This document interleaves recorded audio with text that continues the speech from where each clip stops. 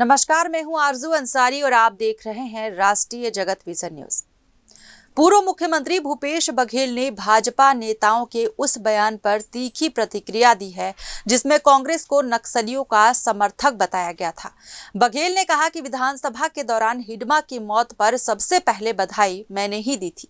जो लोग आज आरोप लगा रहे हैं वही छाती पीटने वाले हैं। इस तरीके के बयान जो है भाजपा ये मूर्ख लोग हैं जो इस प्रकार से बात कर रहे हैं। विधानसभा चल रहा था, मैं सबसे पहले बयान दिया हूँ।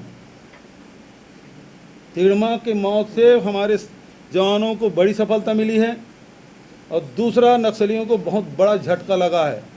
ये मेरा बयान है और नहीं तो बयान को निकाल के देख ले, आप दिखा दें उस दोनों को।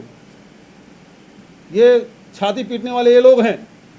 इनके कार्यालय तक के आते थे वसूली करने। पुराना आप निकाल के देखो, एक आध परिसर में भी नक्सली हफ्ता वसूली के लिए आते थे, मंत्रियों के कार्यालय में आते थे।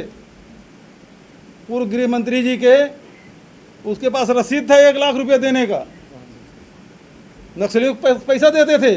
ये छाती पीटने की बात कर रहे हैं। अरे नक्सलियों से हमको जो नुकसान हुआ उसकी कभी भरपाई हो सकती है? हमारे प्रथम पंक्ति सारे नेता शहीद हो गए, ये बात करेंगे। तेलंगाना कांग्रेस अध्यक्ष भी उन्होंने भाजपा सांसद संतोष पांडे के उस बयान पर भी नाराजगी जताई जिसमें कांग्रेस को नक्सलियों का फूफा कहा गया था।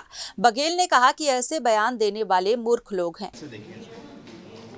ऐसा है, विचारधारा का अंत हो रहा है और जो इनके नाम में शहरों में और दिल्ली में जो धंधा करते थे, इनके जो फूफा जी लोग वहाँ दिल्ली में बैठे हैं, कुछ जेएनयू में भी हैं।